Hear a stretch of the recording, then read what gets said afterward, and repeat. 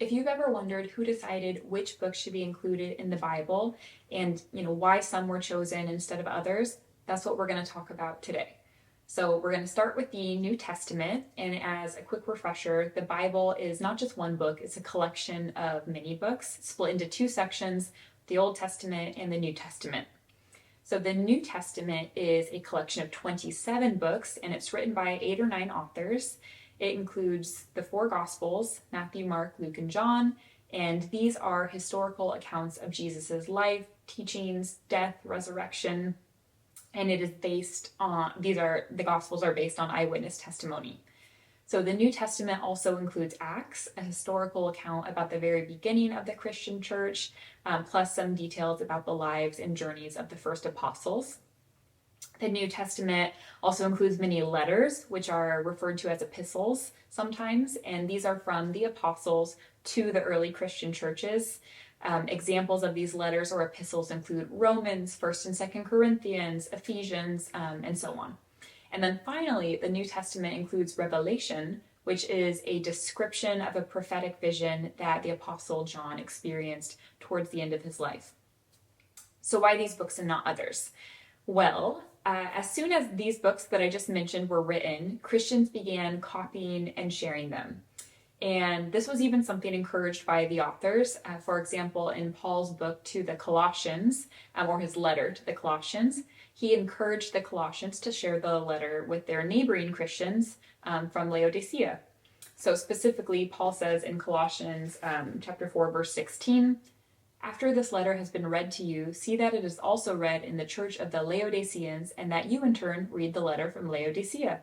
Or in Paul's letter to the Thessalonians, he says, "I charge you before the Lord to have this letter read to all the brothers and sisters."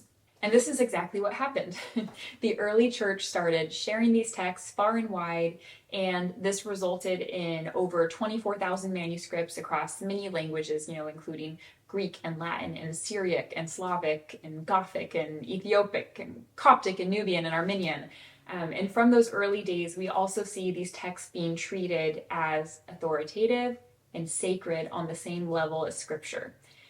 There's a quote from an early Christian and apologist and philosopher, Justin Martyr, who lived around 100 to 165 AD.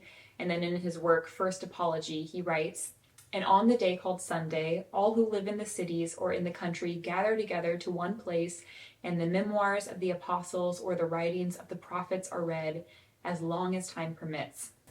There's also a letter from Clement of Rome, who was the bishop of Rome in the late 1st century.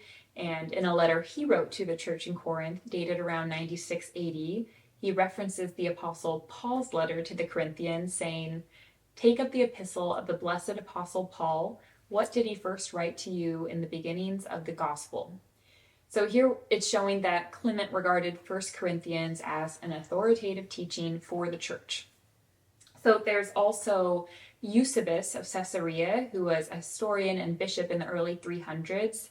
In his book Ecclesiastical History, which he wrote around 311 to 324 AD, he discusses which Christian writings are or were widely accepted as part of the Bible. And he writes, "First then must be put the holy coronation of the Gospels. These are followed by the book of the Acts of the Apostles. After this must be reckoned the epistles of Paul and the so-called first epistle of John, and likewise that of Peter must be maintained. After them is to be placed, if it really seems proper, the Apocalypse of John, which some, as I said, reject, but which others class with the accepted books." So this excerpt gives us insight into how the New Testament started taking shape. Eusebius shows that some books, like the 4 Gospels and Paul's letters, were, already widely accepted as trustworthy and authoritative, while others, like Revelation, were still debated.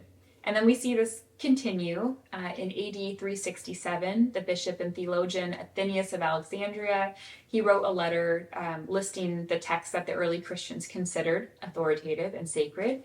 And he writes, "Again, it is not tedious to speak of the books of the New Testament. These are the 4 Gospels, according to Matthew, Mark, Luke, and John. After these, the Acts of the Apostles and the 7 epistles called Catholic, 1 of James, 2 of Peter, 3 of John, and after these 1 of Jude. In addition, there are 14 epistles of Paul, written in this order: first to the Romans, then two to the Corinthians, after these to the Galatians, next to the Ephesians, then to the Philippians, then to the Colossians, after these two to the Thessalonians, and the one to the Hebrews, and again two to Timothy, one to Titus, and lastly one to Philemon, and besides the revelation of John.